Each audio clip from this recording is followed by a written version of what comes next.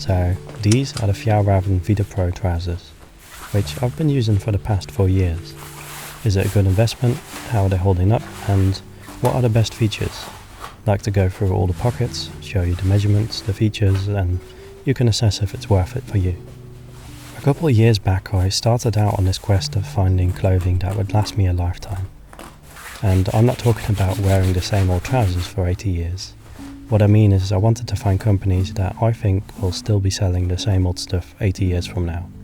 Because one of my biggest complaints in the clothing industry right now is the fact that when I find a pair of trousers that I really like, and down the line I come to the conclusion that they're very rugged and still capable of everyday wear, I'd like to order them again. But in many cases that's not possible. So I started to invest in Fjällräven clothing, as it seems like this is more of an evergreen company unlike many others these days. This is size 54 long, and there's also a size option for a 54 regular or a 54 short. This determines the length of the legs, so in the long version they are 10 cm longer than the regular, and in the short version they are 10 cm shorter than the regular. There are currently a few versions of these trousers available. The one that you see in this video are the Vidda Pro Ventilated. This means it has zippers on the side and a flexible crotch area. If you're going for extreme durability, I'd say go for the non-ventilated model. Even though they use extremely high quality YKK zippers on these products, it's still a zipper and it won't last as long. That being said though, they still work on mine, and if it ever does fail, you can always sew this part shut.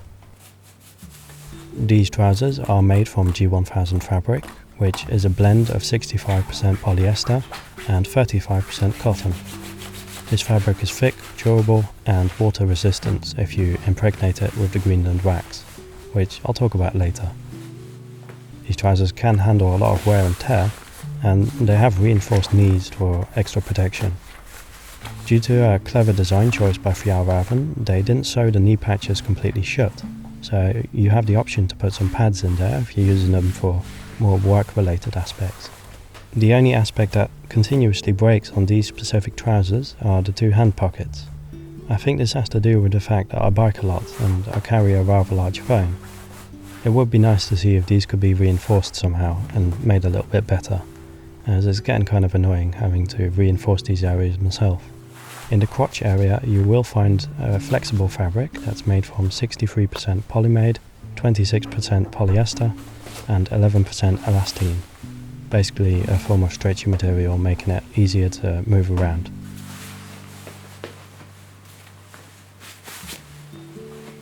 I personally live in the Netherlands where we bike a lot and there's no visible wear or tear in this area, so overall they're holding up pretty great. This stretch factor also ties into comfort and mobility. These trousers are very comfortable and flexible thanks to the G1000 fabric.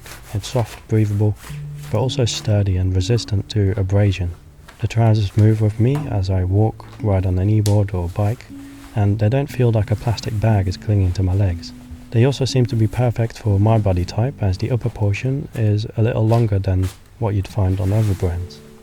They come in a little heavier at 565 grams, and this can put some of you off as you were looking to buy these for hiking or vacation wear. If that's the case, I'd like to point you towards this video where I've reviewed the Fjällräven High Coast trousers. These are far better suited for that use case. One of the best things about these trousers is that they have a lot of pockets, gear loops and adjustments that make them versatile and practical. So it has 6 pockets in total, 2 hand pockets, 2 cargo pockets and 1 mat pocket on the left leg, alongside a form of utility pocket on the right leg. They are generous in size and close with a button, which I greatly prefer over Velcro.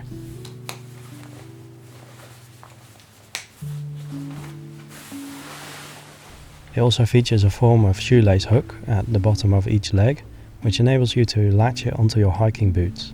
This makes it so that the trousers stay in the most optimal position, negating any annoying discomfort of the trousers rubbing against your legs, but most of all, it will provide better protection against insects.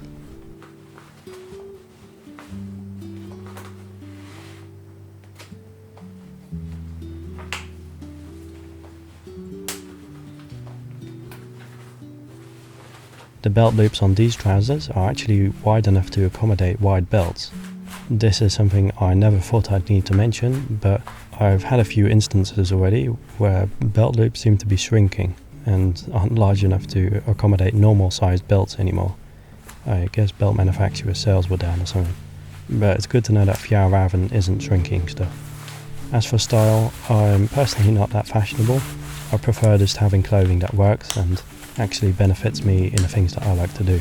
So I'm a filmmaker, and these do a good job at storing the things I need on set. Yet I find that they look quite nice as well. They're not neat by any means, but in this black colour scheme, I feel it's a lot less obvious that you're wearing outdoor trousers.